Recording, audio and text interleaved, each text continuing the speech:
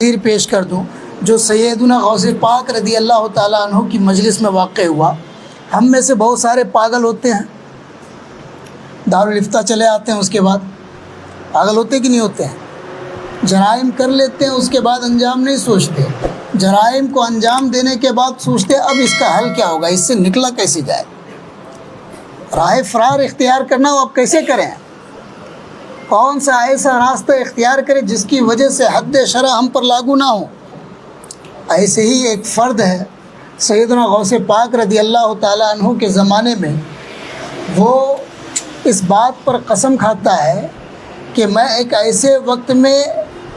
ایک ایسی عبادت کروں گا کہ اس وقت وہ عبادت پوری دنیا میں کوئی بھی نہیں کر رہا ہوگا۔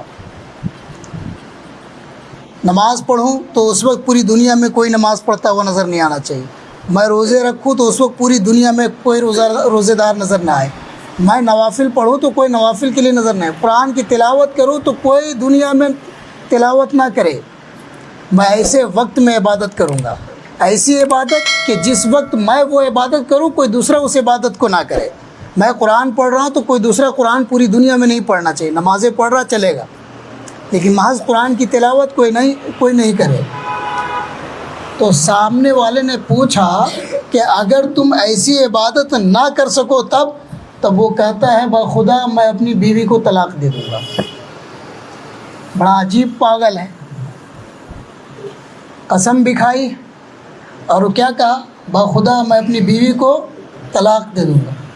کئی سارے علماء کے پاس وہ اپنے استفتاء کو لے کر کے گیا،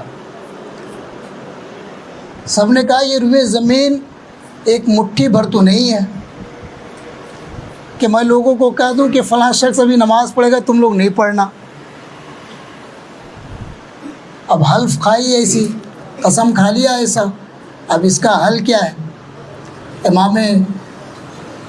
امام قدوہ زاہد عالم ربانی غوث پاک رضی اللہ تعالیٰ عنہ کی بارگاہ میں وہ حاضر ہو گئے،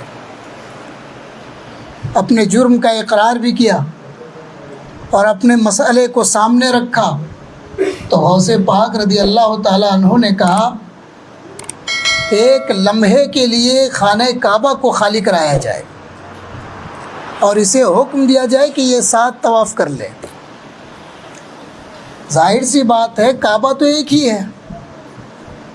تو طواف تو اس کا کوئی دوسرا شخص دوسری جگہ پہ کرے گا نہیں۔ غوث پاک کے اس جواب کو جب علماء نے سنا تو وہ محو حیرت رہ گئے اور فرمایا کہ آپ نے یہ فکرہ لایا کہاں سے؟ کہا ہر شے کے لیے ثانی ہے مگر کعبہ کے لیے کوئی ثانی نہیں ہے، وہ یکتا ہے، وہ ایک ہی ہے، اور یہ پاسبل ہے کہ اسے خالی کرا کے اس شخص کو اجازت دی جائے کہ تم اس مطاف میں اکیلے طواف کرو، تمہارے سوا اس روئے زمین میں کوئی طواف کرتا ہوا نظر نہیں آئے گا۔ تو یہ علمی مکانت ہے سیدنا غوث پاک رضی اللہ تعالیٰ عنہ کی۔